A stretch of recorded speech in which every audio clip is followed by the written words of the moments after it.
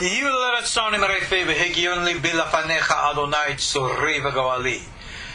the words of my mouth and thoughts of my heart be acceptable before you, O God, my rock and my redeemer. Shalom all, welcome to our ongoing classes from the writings of Rabbi Avraham Azulai in his book Hesed Avraham. I'm of course your host Ariel part Tzadok. You find me online at KosherTorah.com. In our last class, we began a discussion with the general practice, as opposed to theory, of contact, connection with higher domains of consciousness, parallel dimensions, greater worlds. We're going to continue in this discussion now with the topic of prophecy. Now, as I begin, as I shared in the last class, and I think it's very important that we make very clear from the beginning. Just for the record here, we're in the second section of the Hesed Avraham called Ma'ayin Sheni, in section 19 called Nahar Yud Tet, the secrets of the spirit guide Magids and the prophecy. We're going to do the section on prophecy, and we're going to jump to the fifth section of the book, section 27, Nahar Kaf Zayin, to talk about chirping of birds. Tweet, tweet, tweet. My little birdie told me. It's actually the symbol of KosherTorah. It's that little blue bird. And we'll talk about that when we get to it. Prophecy. Communicating with God. Spirit guides. All of this sounds like it's the domain of legend, mythology, mysticism, spirituality. And if we want to argue, beat around the bush and use terms, we could say yes and no and debate it either way. Let's take that right now and put it all to the side. Right now I want to talk about science. Science is the pursuit of truth. And therefore, Torah must be science, because Torah is the pursuit of truth as well. If there really is God, what exactly is it? Right before we began our class, we were having our just little chat here with those online. I made an important point that when we think of God, most of us, I mean the vast majority, still have very primitive, very possibly idolatrous constructs, mental constructs. Now we think of God as some kind of a guy in heaven. Granted, in our traditional terminology, we refer to God as He. We call God a king, a father. But a point that has been made throughout centuries, millennia, is that all of these terminologies are symbolic. And that the true essence or reality of God is so far beyond that. We relate to God as we are relating to another person. It brings the concept of divinity into a very, very, very narrow, limiting construct. It's very Christian, wherein which, of course, they take the Creator and they put Him into the body of a human being, a myth, which they call Jesus Christ. Which, from, again, a Jewish point of view, is the exact opposite of everything that we know and understand about the divine. For those of you who have ever had any concepts or studies in Oriental religions, more like Taoist or Buddhist, even in some circles of Hindu, Shinto as well, you will find that there is the idea of, if you will, the Creator, universal spirit, call it whatever. They have the idea and the concept. But the one thing they do not do is personalize it. In our Judaic tradition, we have literally, if you will, merged those two together. The most transcendent with the most physical. But even God's name in the Torah, Yud Ke Vav Ke, isn't really a name at all. It's more, if you will, a description. It's almost like a combination adjective-verb as opposed to being a noun. God's name, Yud-Keh Vav-Keh, comes from the root He, Vav-He, which is the three-letter root for the verb Hoveh, to be. And when you take a Hebrew verb and you take the letter Yud in front of it, you are transforming a passive tense verb into the active tense. So if Hoveh means being, then Yud-Keh Vav-Keh would be active being. God is reality. That's what God is called in Torah. It's not a name. And that's what we must understand. Now, science. What is the ultimate reality of the universe? I'm going to answer it with one simple word. No, it's not God. It might be a definition of God. It's a revelation made by our famous scientist from the last century, Mr. Albert Einstein. What was his famous equation? E equals mc squared. Correct?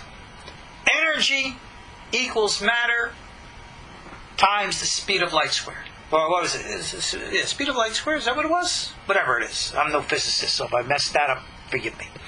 But my point is a point that Einstein knew very well. Something that everyone who has ever been an experiential mystic knows very well. And that is, all of reality is energy. Underlying everything is energy. Now, granted, energy takes multiple, possibly even infinite forms at different dimensional levels and different planes of existence, that which we call in Kabbalah the worlds. So, that is. And if everything is energy, one thing again that science understands well, even though it might not be able to explain fully, is that energy exists and operates in accordance to its own laws. Energy is subject to natural law.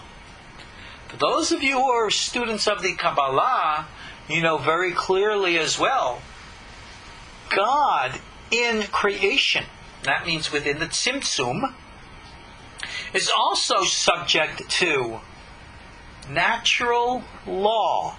And how could God be subject to natural law? Because God is the author of natural law, and He created this little space within inside of Himself called the Tzimtzum, the withdrawal. And from there, He projected His light, energy, and created an entire system and structure of how this energy is to operate and interact. That's the entire teachings of the Torah of the Ari. We call that, that's Haim, the Otzrot Haim series studies. We have all this material on KosherTorah. That explains the mechanics, the natural laws of the operations of the universe. And that is why those things are studied and learned to help us understand how things operate. But instead of using the terms that modern science uses, we use terms like worlds and Seferot and Partsufim and all the rest to help describe energy. Energy. Again, energy. So then, if everything in the universe is energy, and everything operates in accordance to what we can call natural law, then there is, if you will, allow me to use the term, a mechanics to the operation of energy, whether you want to call this energy spiritual energy or anything of the kind. Bottom line, there's a way to how things occur. Now, with this understanding, let's apply it to prophecy. What is prophecy? Everybody knows what prophecy is. Go watch one of the TV movies, right? You remember when Charlton Heston played Moses? And he's hanging out and he hears this voice calling out to him? Prophecy, right? How many of you are familiar with an old comedy skit by Bill Cosby called Noah and the Lord, right?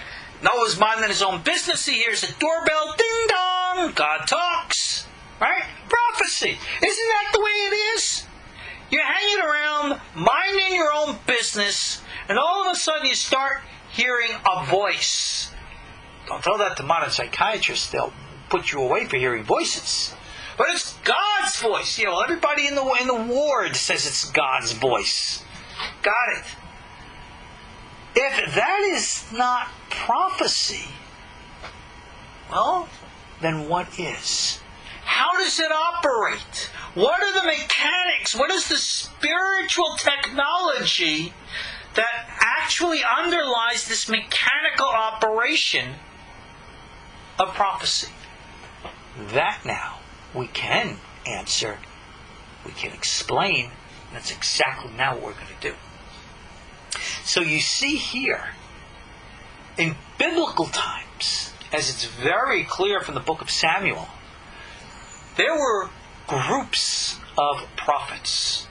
They had to go to learn how to experience prophecy. Essentially, they went to prophets' school. And it wasn't that they sat there in prayer waiting to hear the spiritual doorbell go off, ding dong. It was something very, very different. So, on that note, Rabbi Azulai has a very interesting take on the concept of prophecy. It's unique. Even though he quotes it here from the Ariel, it's very interesting. It is both psychological, technological, and metaphysical, but at the same time it is all practical. Sit back, close your eyes, try to visualize and imagine this as it happens. And I can quote, Yesh b'nevuah kama madrigot ze lemala mezeh.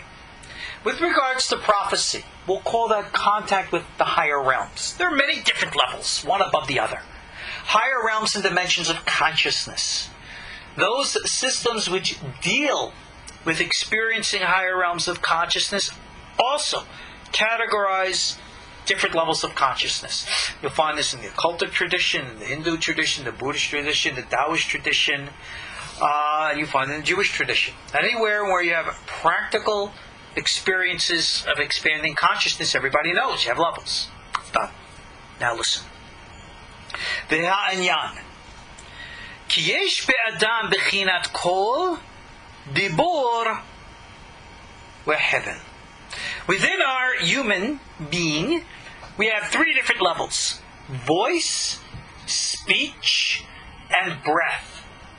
And although these are literal, here we're using them, if you will, symbolically.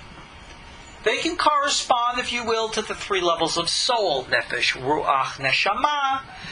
They also correspond, if you will, to three levels of consciousness. Okay? Breath. Well, you all know what breathing is.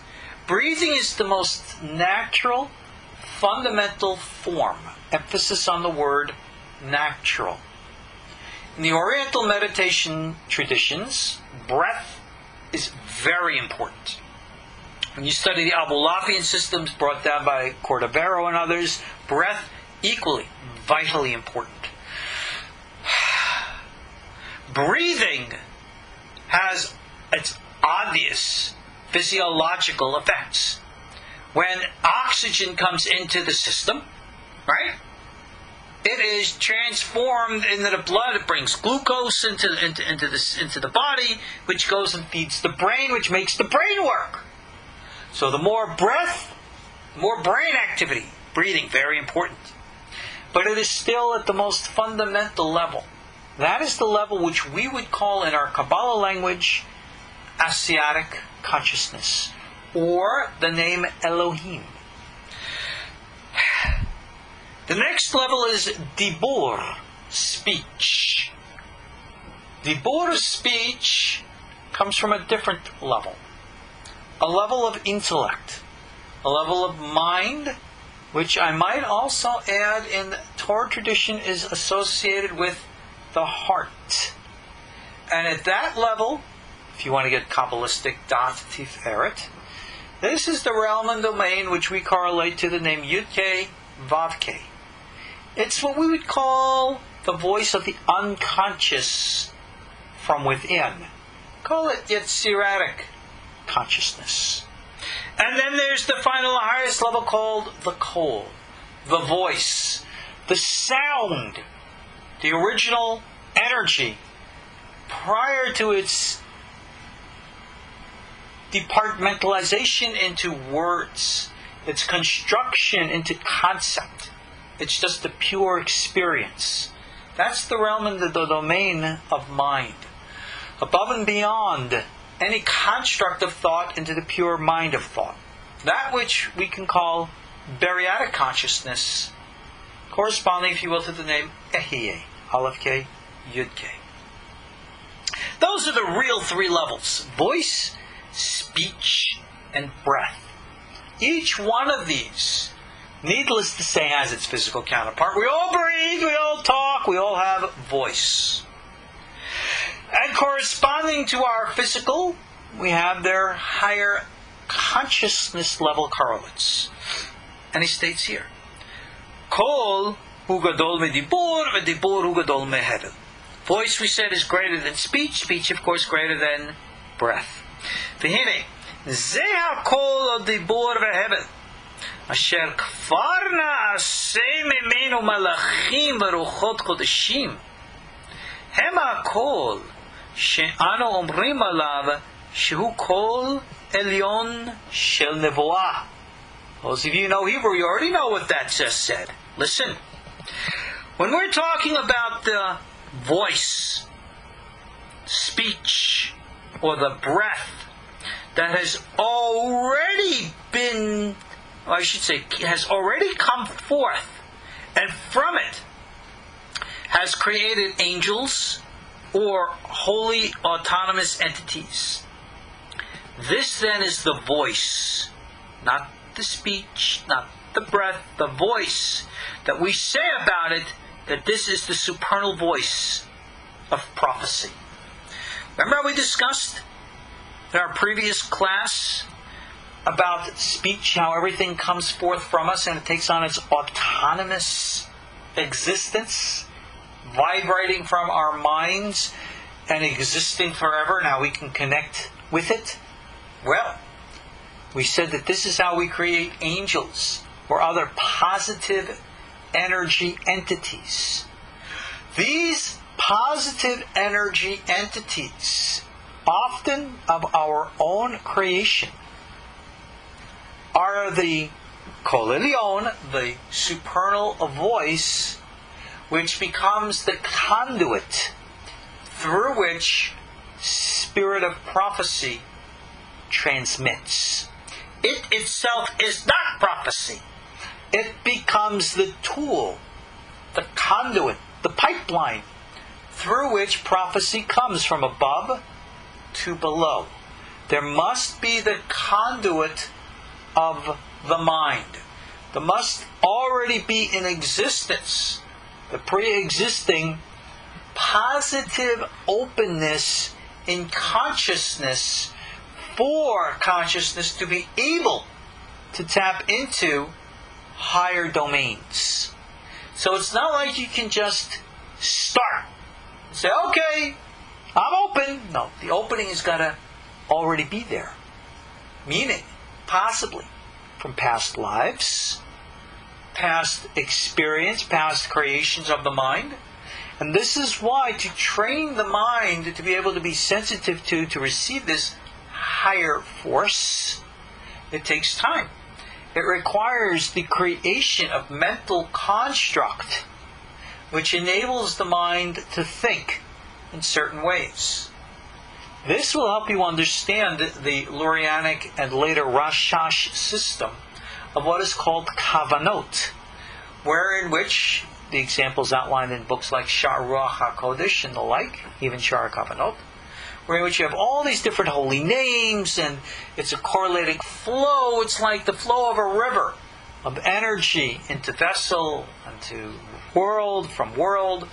All of this creates a mental construct which enables a supernal voice which is never ever heard, but is experienced That's the key. And it comes in through the imagery. So this voice, let me continue.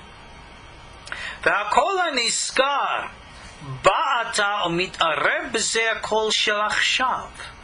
The voice of the past that's already been created now comes and merges itself with the voice of now של זה האדם היוצא ממנו בעת ששורה עליו הנבואה.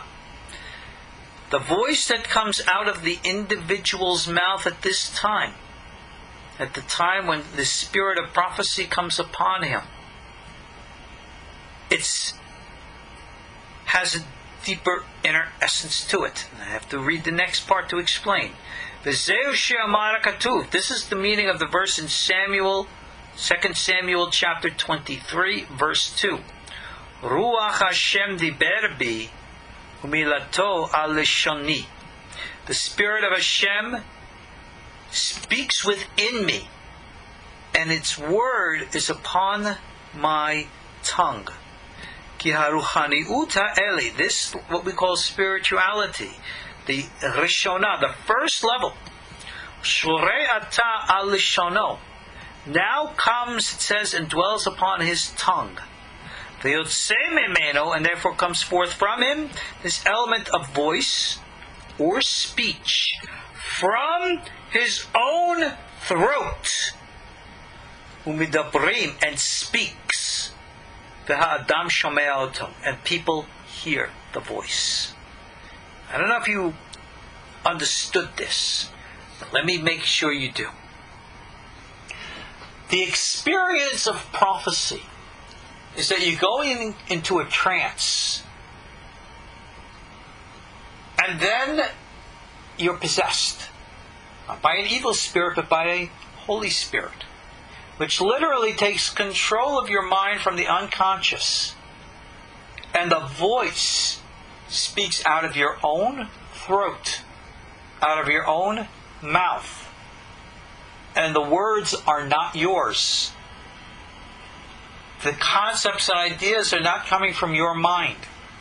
You are serving and acting as a conduit, a channel, a merkavah, for that which is higher than you. Like it said at the beginning, there are various and multiple ways how this can happen. For example, I could be sitting here giving you this class and all of a sudden go off into a trance, and all of a sudden words start coming out of my throat, up into my mouth, my lips, my tongue, and I'm speaking to you things that I might not even be aware of as they happen. So, this is how the experience happens. Now, I'll share with you a little bit of practical examples. One I will be personal about, and one I will conceal, identity.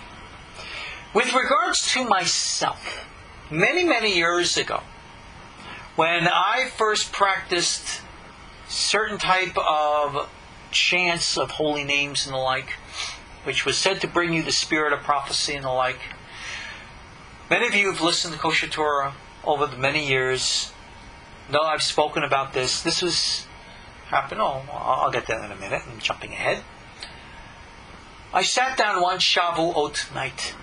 I actually used my novel, the book of the angel Ariel, as a backdrop to help describe this experience. And I went and I did all my meditations one Shavuot night, expecting to have the roof open up on my house and big 50-foot glowing angels pop down, and very disappointed nothing happened.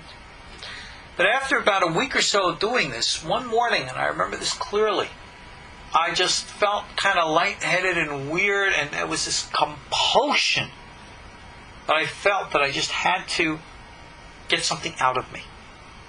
These were the days called BC, before computers. So I had good old-fashioned loose-leaf notebook paper.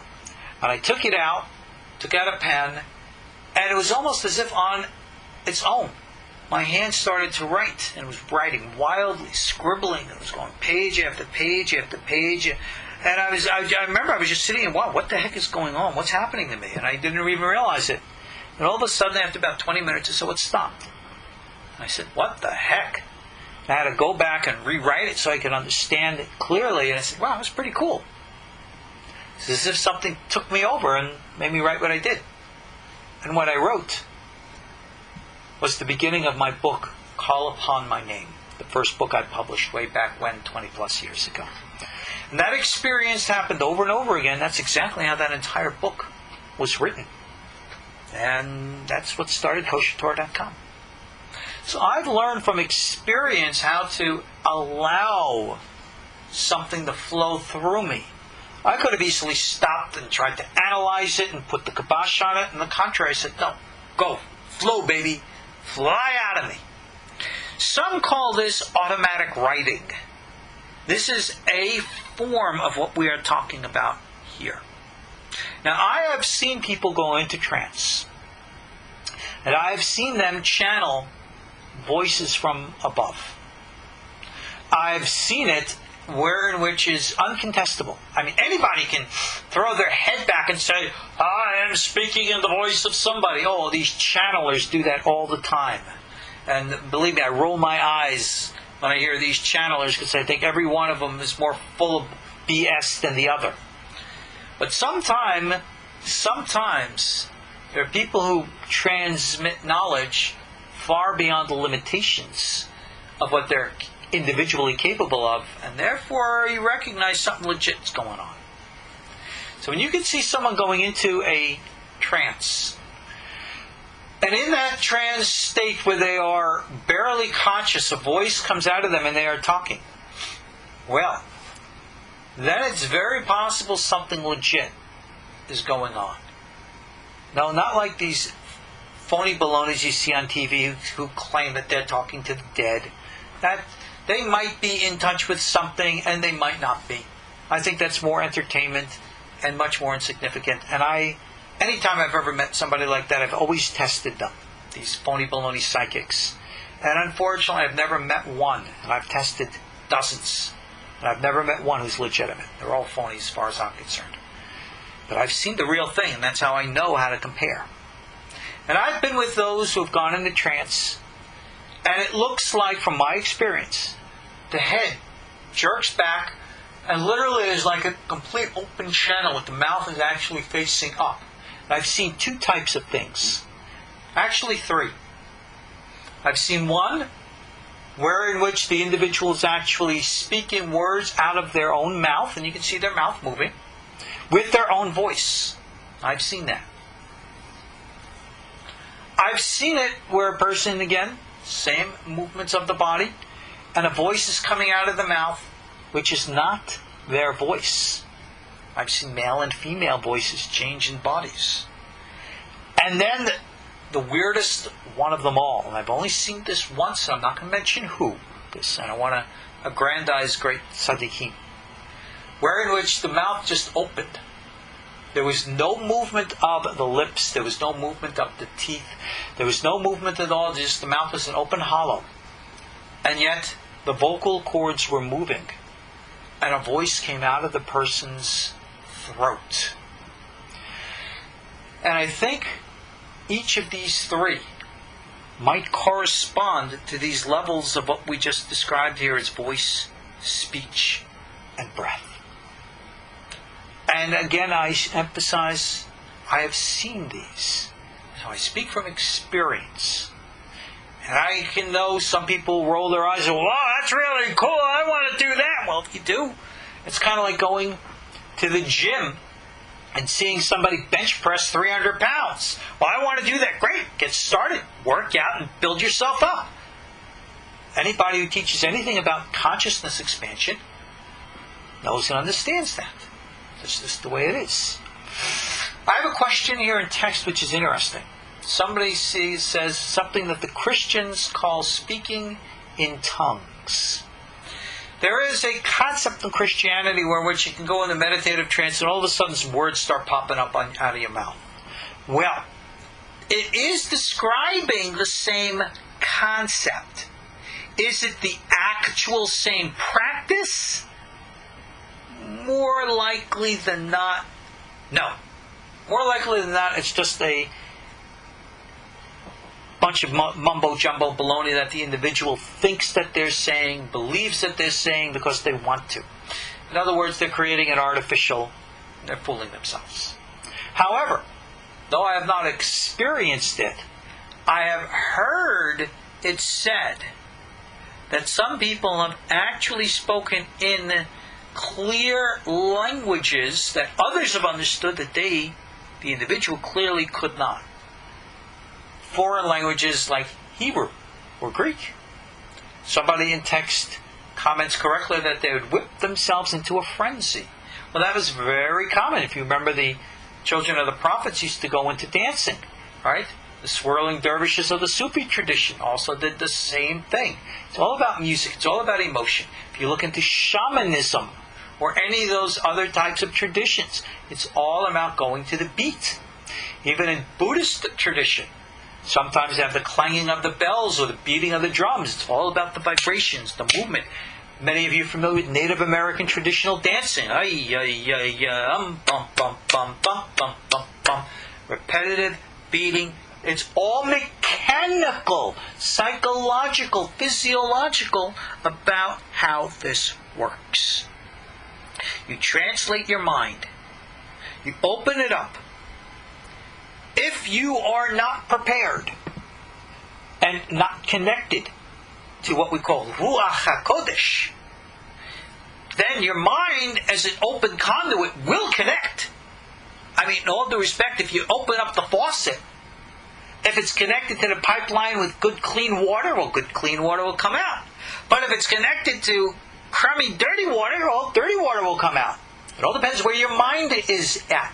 This is why false prophecy was such a danger in the days of the first temple.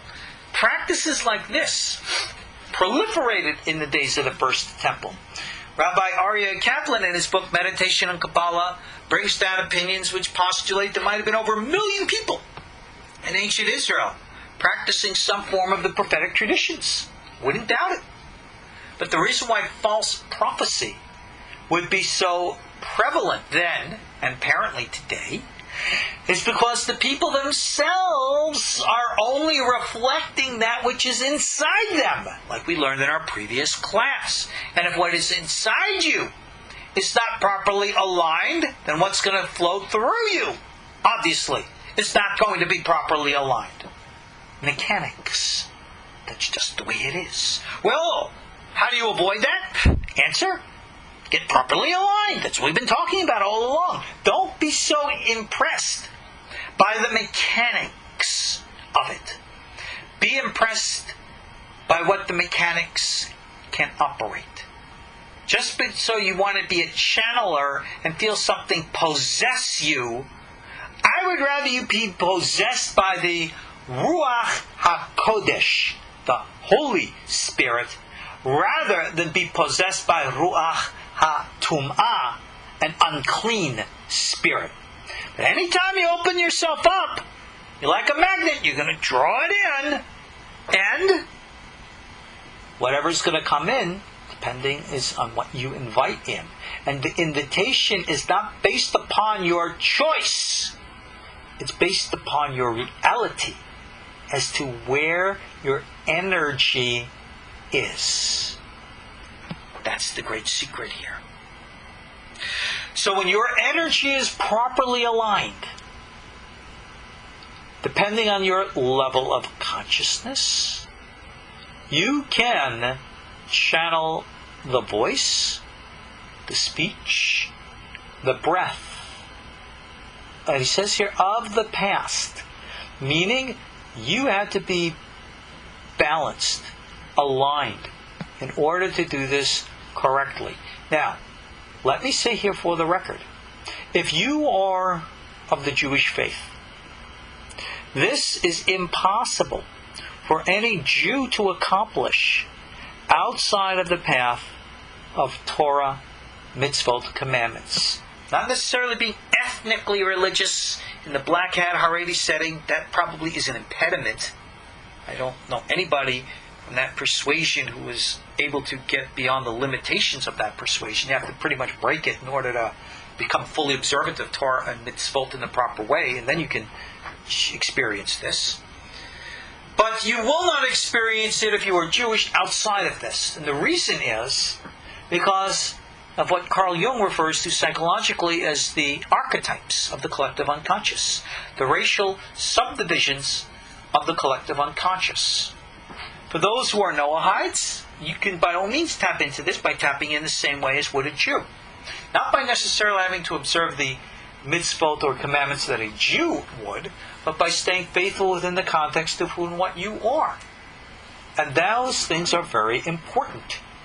And again, if you are Buddhist, Hindu, Native American, Sufi, or whatever tradition you practice, you will open up to that.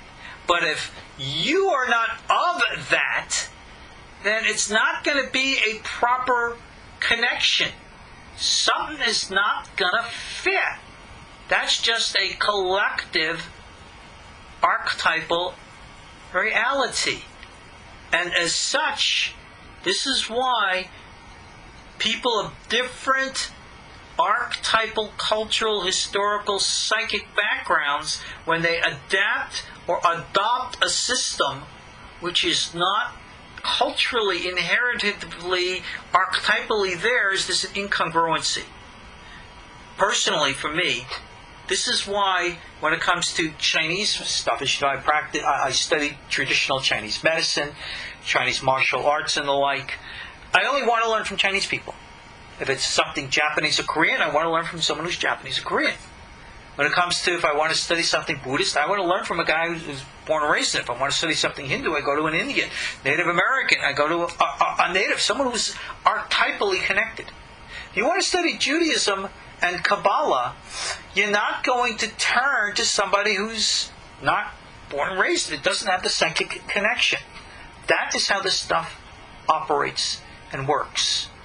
Carl Jung referred to it as feigning a legacy that is not your own. Carl Jung, the famous psychologist. This is his psychological analysis. This is not a statement of racism or separatism. It's a statement of just psychological archetypal truths.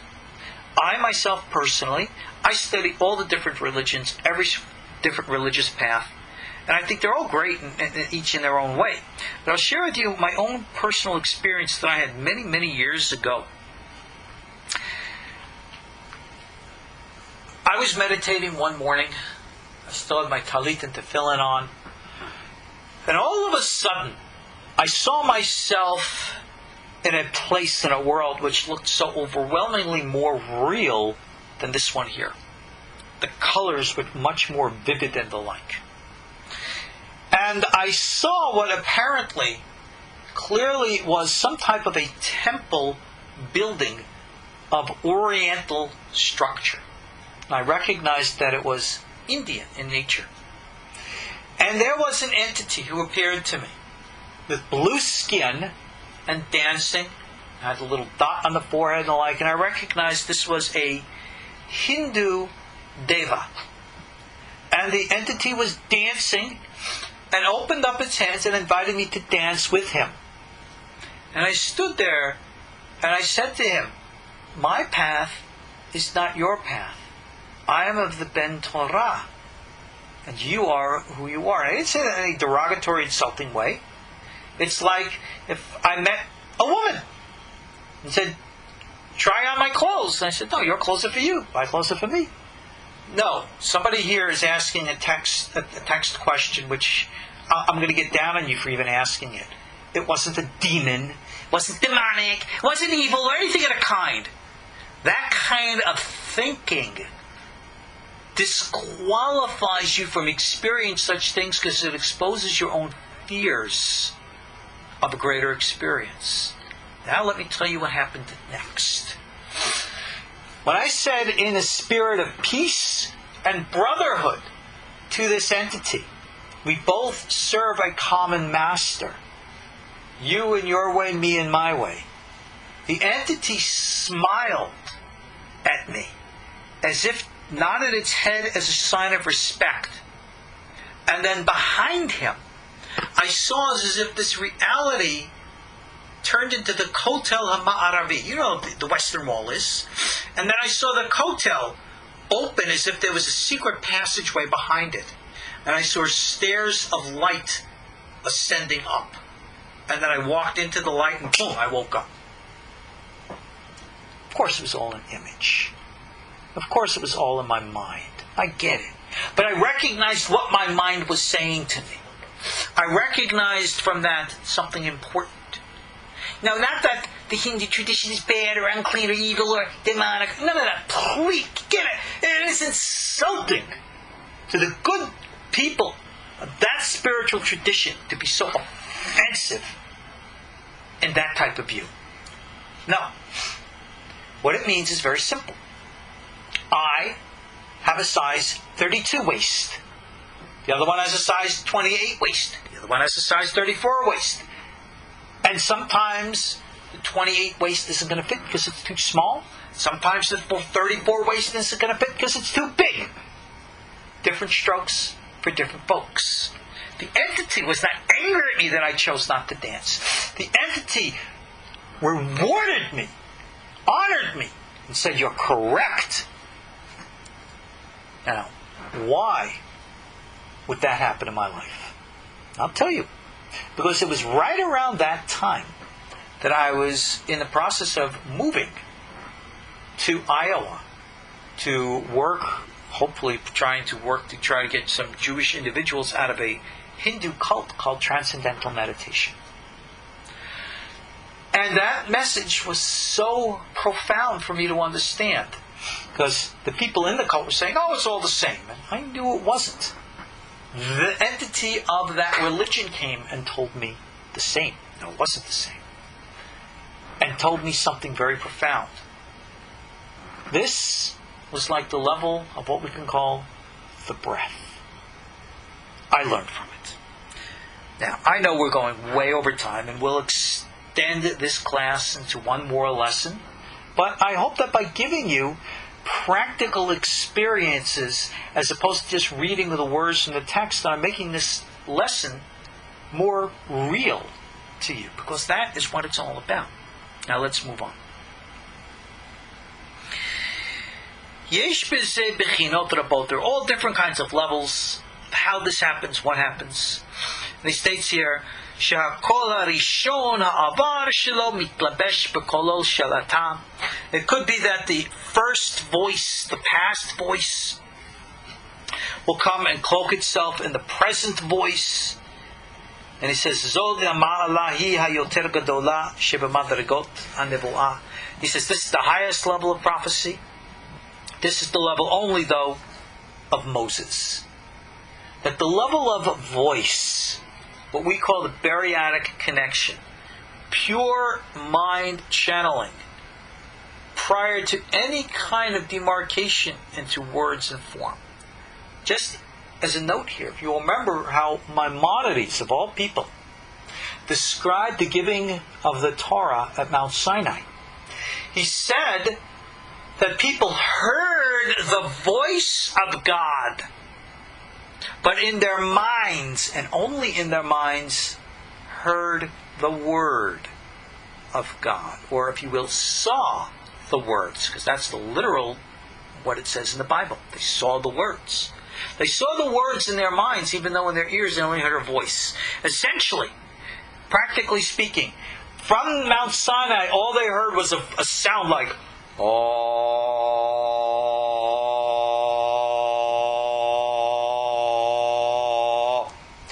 If I gave an entire class of a voice just like that, what will you have heard? Well, at Mount Sinai, God gave an entire class like that, and they all heard the Ten Commandments. Because the telepathic communication channeled through the energy and vibration of the sound and was picked up in the mind. It was a mind-to-mind broadcast. The giving of the Torah at Mount Sinai was telepathic, according to Maimonides. So, somebody says it sounds like the healing sounds in Qigong. Yes, it does. Of course it is. It's the same. It's the same as the Sefer, Yetzirah, or Abulafian chanting meditation sounds. It's the same kind of chanting resonance that you find in Buddhism. It's all a matter of resonating and vibrating the body. It's mechanics. Nothing really religious about it at all. He continues, Rabbi Azulai does, and says, the Shnei Kolot Rishonot Acharon Shneim Hayu Shelo V'lo Tzarach Klal Achirim. That with regards to Moses, the prior voice and the present voice, both of them came directly from him, and he had no reason for need or external essences. In other words, his present state of consciousness became a conduit for a higher level which he had already been able to experience in the higher ethers. Clear, pure contact.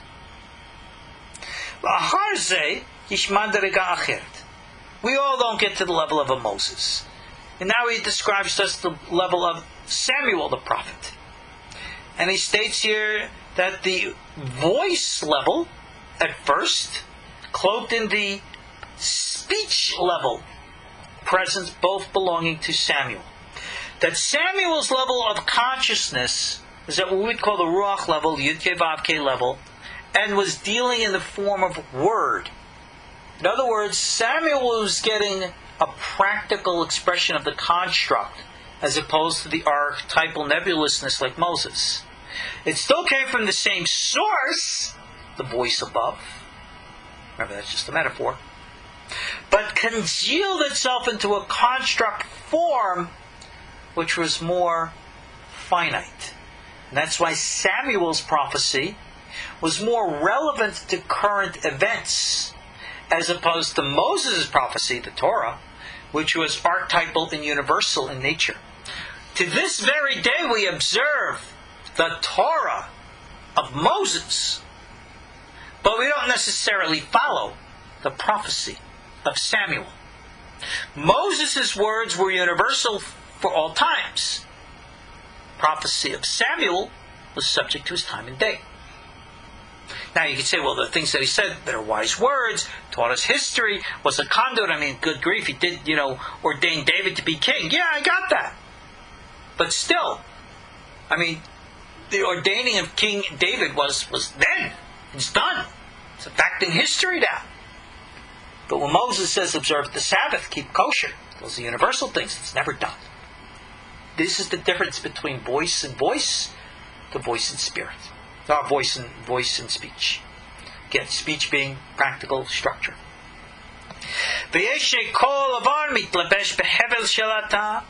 Again, you have the level of where the voice speaks into the level of breath of right now, or the supernal speech, right, will come down into the voice of the present or into the breath of the present. All these different combinations of things. Alright? And it goes, you have all these different levels, each one separate from one another. To describe and analyze each one is an academic exercise which is irrelevant to the meaning and purpose of our class. We got to know that these things exist. We pray God will cultivate such an experience, and each one of us, if we do so, will experience things differently from the other. And what it is and what it isn't is irrelevant as long as it's refined and pure. Remember the famous words of Eliyahu Nabi, Elijah the prophet, from the book Tanakh of Eliyahu, Eliyahu Rabbah, chapter 9. Heaven and earth bear witness. It's the most natural thing in the world, in other words. Men and women. Jewish, non-Jewish. Free, slave. Doesn't matter. Everybody can receive, calibrate to, coordinate with Ruah HaKodesh, like tuning in frequency on a radio. All depending on your deeds, behavior, action, including meditation, focus, and the like. So, now let's discuss what's the real difference between prophecy and divine inspiration, called Ruah HaKodesh, the Holy Spirit, we flip around both of these words. Well, what exactly do they mean? And he writes, "Hanivua hi me'akol dibur she'avar." Prophecy comes from that realm and domain which we said, the voice above, or the speech above. Here he says from the past. Whether that higher voice and domain emanates from you or from another. Let's just take a quick moment to digress. In your past, what is he referring to when he says this? Again, he's talking about your level of preparation, your level of ability, possibly from a past life, but he throws in this monkey wrench, whether it's from you or another. In other words, we already have higher levels of consciousness in our higher domains, in our higher levels. We have worked hard to cultivate them. If you really want to understand this properly, you have to understand it from the concept of how the Arizal teaches the concept of reincarnation. Quick digression. We all think of reincarnation as coming back one lifetime after the next. But that is not how the Ari understood reincarnation. He states like this: we come down to this world to accomplish a task. And we, in a single lifetime, usually never accomplish the entire task. Only maybe 60% or 70, 80, whatever percentage of the task we accomplish. When our soul therefore leaves the body and ascends above, that part of us which has completed the task detaches from that part of us which did not complete the task. And that part which completes the task stays above and never returns to earth. And now the 20, 30, or 40% of us that did not complete the task comes back down to continue to complete the task. Therefore, we've now created a relationship between a higher self and a lower self. The higher self is that voice, speech, or breath of the past, which now connects to, speaks with our selves here below. That higher self is what we call our Magid, the spirit guide of whom we spoke about in the previous lesson in this series. And that's how this operates and works. We are taught today that we are all sparks of or parts of a greater super soul. Now, all of us have been here before, and all of us are part of, or the remnant of, or the percentage of that which is left from the past.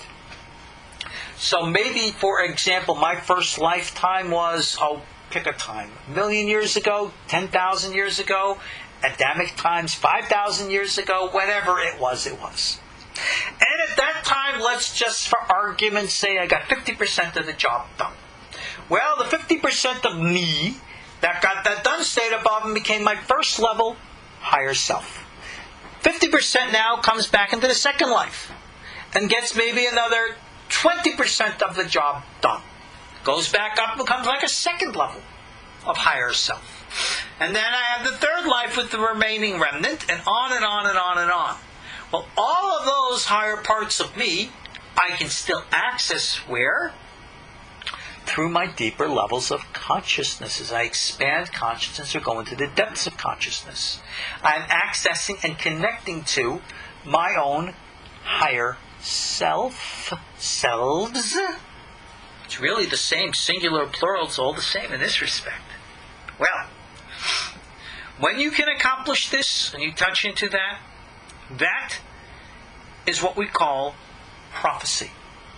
And just like I have higher selves, so do others. And sometimes our higher selves are all part of an even higher self. This is what we call the tree of souls. Soul branches, souls connect. And as such, how souls are attached to one another. souls actually do reincarnate in families. And a point that the Ben Ish Hai Rabbi Yosef Chaim Baghdad made many a time. So we never really meet anybody new. People around us, usually all the same. Family members, children, spouses, brothers and sisters, siblings.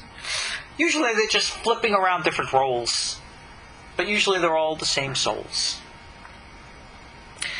With regards to David HaMelech, King David, upon him be peace, it says he was the master, the head, of all those who would speak in what's called here Ruah HaKodesh.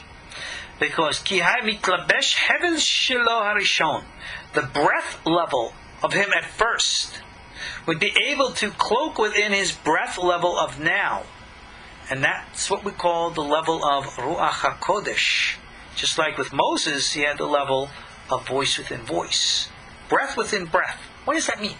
Let's describe it. Breath, heaven, is the level which we called Nefesh. Elohim, nature, natural. David's natural essence connected above. David's natural essence of personality in his conscious mind as the flesh and blood human being wanted to, desired to connect to above. It was his nature.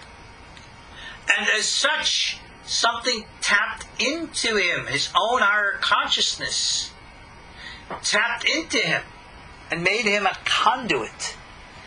Not without any conscious awareness, not without any higher meditative state of influence, but because it was just natural to be there. So David never really went into any kind of trance that we would call out of mind. He was very much in his mind. But in his mind he was possessed. Inspired is probably a better word. And he wrote this beautiful poetry, which we read to this day, called Psalms. I think I had a feeling of that when I had my automatic writing experience in writing Yikra. And please, now I'm not saying that Yikra is divinely inspired literature or anything of the kind, so please don't go there with that. But I think that the nature and the way of how these things operate might be the same. This is what we call divinely inspired literature. We say that the sages, the saints who wrote the books of the Bible, that's divinely inspired literature. We ascribe that same kind of spirit to many of the writings of many of the sages, the rabbis over the centuries. This is what we call Ruah HaKodesh. It is not written with intellect or philosophy or academia. It's rather just something that flows out of you. It might be in an academic source depending on who the individual is, but Psalms were not very academic, were they? To conclude, so Shar Balei HaRuach HaKodesh Shahayo Mehevel Shel Tzadikim Acherim V'yesh V'hem Madrigot Keniskar V'gam Hem Yitchalifu M'madrigot HaNevuah L'Balei HaRuach HaKodesh Kefi Makom Achisatam B'Tefilot U'Malchut. And he concludes here, he says, with regards to everybody else who are called masters of Ruah HaKodesh, divine inspiration, their Hevel, the breath level, that natural spirit, could come from many different righteous people, individuals. And he goes, there are many, many different levels of all this, as we've described. One level can flip to another, one level can flip to prophecy, to divine inspiration, each in accordance to the domain and place where consciousness ascends, or in Hebrew he says the place that you cling to when you are praying, etc., and so on. It was enough, doesn't want to expand. He goes, this all comes from the teachings of the Ari. So on that note, we've described now the secret of prophecy. I did not get to the chirping of birds, so sorry, but maybe that's all for the better, because God be willing, in our next class, we'll be able to expand on that topic and cover it appropriately. Just for the record, to time stamp us, we are right now before Rosh Hashanah. 1 week from tonight will be Rosh Hashanah. So here at the conclusion of the year. And for those of you going to listen to this recording, this is a message for the entire year. I thank you all for being here. I thank you for listening. I thank you for your support of KosherTorah, your financial donations and contributions. If it wasn't for you, I couldn't be here for you. So again, I thank you for your support, but you don't hear me ask for your support. And my reasoning is, I don't need you to hear my words. I want you to hear God's voice. If God speaks to you and tells you support KosherTorah, then do it. God tells you not to, don't worry, then don't do it. I trust in God that God will somehow direct the whole universe. Speak to the people who are able to support and provide, and I trust in that. But I want to thank you one way or another for being here, for being a part of KosherTorah, for learning these things with the hope, and I pray that we'll put these things into practice to better ourselves and by thereby making our world a better place. And I can't think of a more important concept and a more important practice to bring into the high holiday period. So, even though I'm time dating ourselves, we won't have class next Wednesday, but we'll pick this up in our next class, which will be in 2 weeks. Thanks again all for joining me. I'm your host, Ariel of KosherTorah.com. God bless. Good night. Shalom. Bless. Good night. Shalom. Bless. Good night. Shalom. Bless. Good night. Shalom. Bless. Good night. Shalom. Bless. Good night. Shalom. Bless. Good night. Shalom.